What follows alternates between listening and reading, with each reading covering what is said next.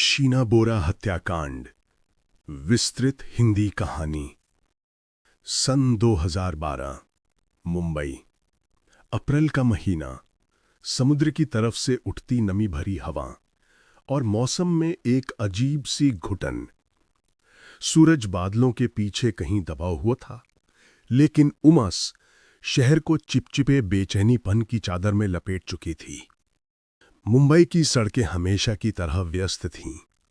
ट्रेनें पटरी पर गरजतीं, ऑटो और टैक्सियों का शोर और लोगों की भीड़ जो किसी अनकहे भय के बावजूद अपनी रफ्तार नहीं रोकती थीं।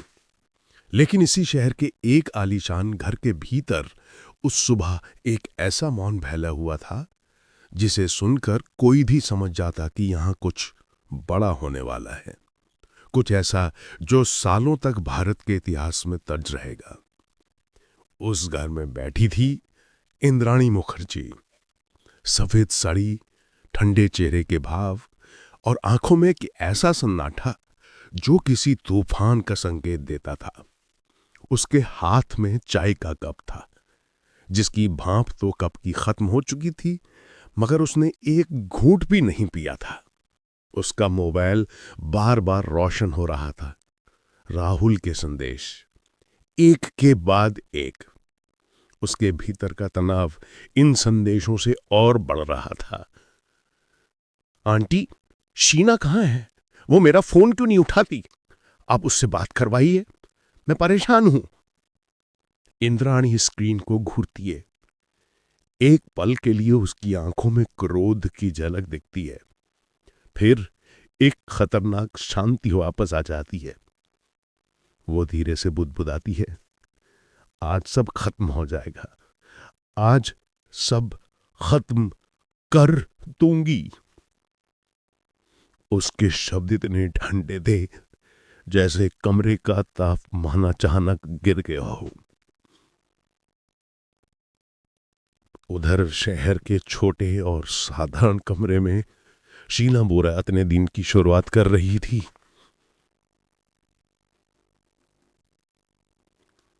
कमरे में हल्की सी खुशबू थी।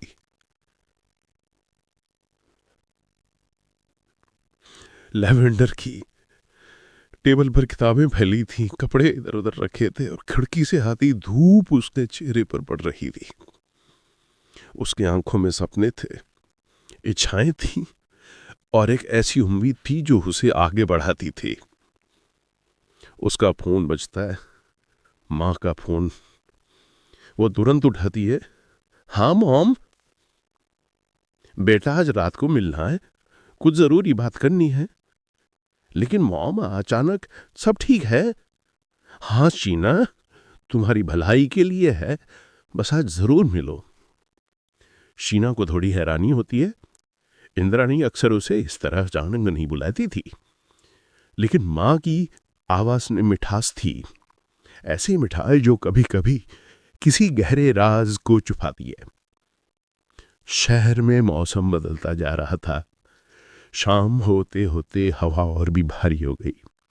समुद्र की सड़ंद ज़्यादा तेज महसूस होने लगी थी। कुत्तों के भौंकने की आवाजें दूर से सुनाई दे रही थी और स्ट्रीट लाइट्स की कंपती हुई रोशनी वातावरण में अजीब कंपी पैदा कर रही थी। इसी बीच इंद्राणी अपने कमरे में तैयार हो रही थी। आईने के सामने खड़ी होकर खुद को देखती रही। उसके चेहरे पर एक डरावनी चित्रता उभर रही थी। एक मां जैसा कोमल भाव नहीं, बल्कि एक ऐसे इंसान का चेहरा जो कुछ भयानक करने का निर्णय ले चुका हो। आज कोई गलती नहीं होनी चाहिए, वो धीरे से बुदबुदाती है। उस शाम उसका ड्राइवर शामवर कार तैयार कर रहा था। वो बेचैन था। इंद्राणी पूरे दिन बहुत असामान्य व्यवहार कर रही थी। वो उसके पास ला दिया, सब तैयार है? जी, लेकिन मैम, क्या ये सही नहीं? इंद्राणी भी उसकी बात काट देती है। जो कहा है वही करना, बाकी कुछ मत सोचना। तुम्हारा घर, तुम्हारा परिवार सब सुरक्षित रहे जब तक तुम मेरी बात मानते हो। श्यामल की गर्दन झुक जाती है। डर किसी भी इंसान के विवेक को कुचल सकता है। रात के लगभग 9:30 सीना कार में बैठती है। उसके चेहरे पर थोड़ी मुस्कान है, मगर मन में हल्की बेचैनी। जब कार आगे बढ़ती है वो नोटिस करती है कि ये उस दिशा में नहीं जा रही जहां उन्हें जाना है।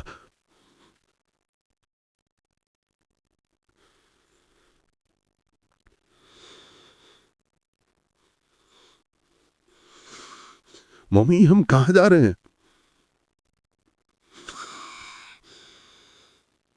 इंद्राणी खिड़की की तरफ देखते हुए कहती है, बस थोड़े दूर, तुम्हें सब समझ में आ जाएगा।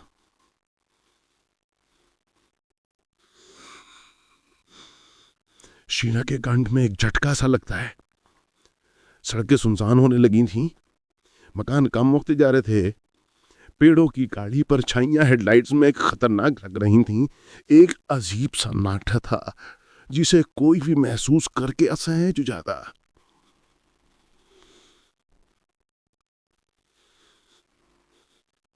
मम्मी, ये रास्ता तो स्ट्रॉन्ग की तरफ नहीं जाता। चुप रहो और बैठो।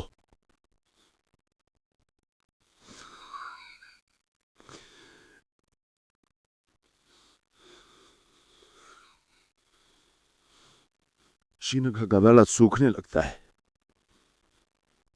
उसे महसूस होता है कि कुछ बहुत गलत है।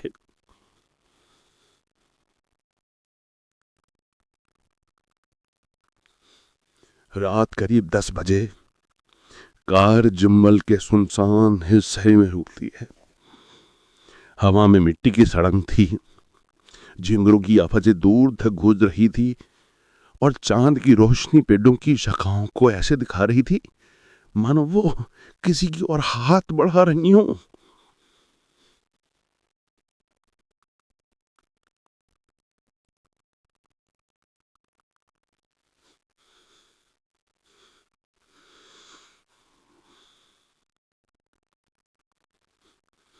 मम्मी, ये क्या हो रहा है?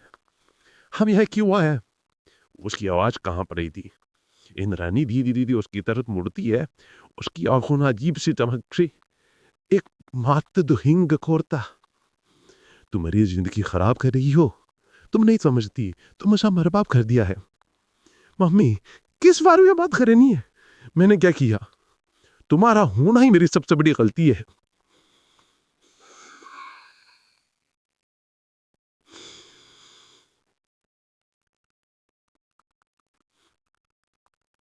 और उसी पल खबर कार उसकी करतूतों पर कस गया जाता है। वो चीखती है, मम्मी छोड़ दीजिए।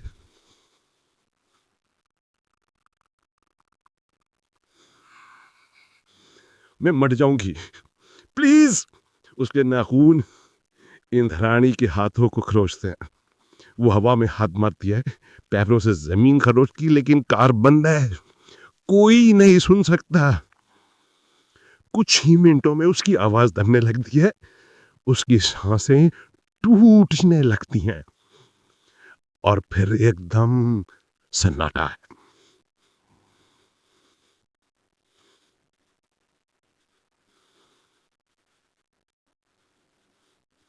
कार की बिना मृत्यु का बोझ न चुननाता बढ़ जाता है।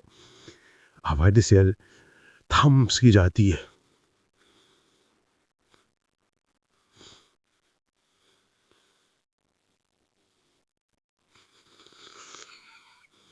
अगले सुबह रायगढ़ के जंगल में हल्की ठंड, पेड़ों पर ओस और सूरज की कमजोर किरणें, लेकिन इन सब के बीच एक भयानक दृश्य घट रहा था।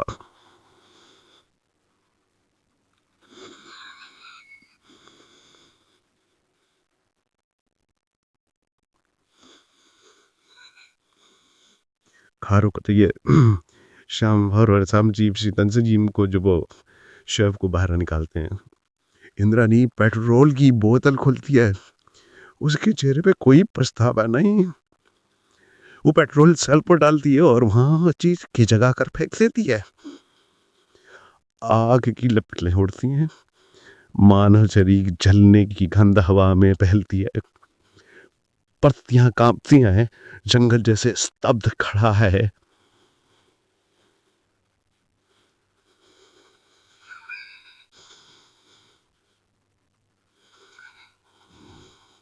इंद्रनी राख की ओर देखती है, धीरे से बोलती है, अब कोई सच नहीं जान पाएगा, लेकिन सच राख के कणों की तरह उड़कर कहीं ना कहीं बैठ ही जाता है। अगले 3 साल तक इंद्राणी एक के बाद एक झूठ बोलती रही। शीना अमेरिका चली गई है।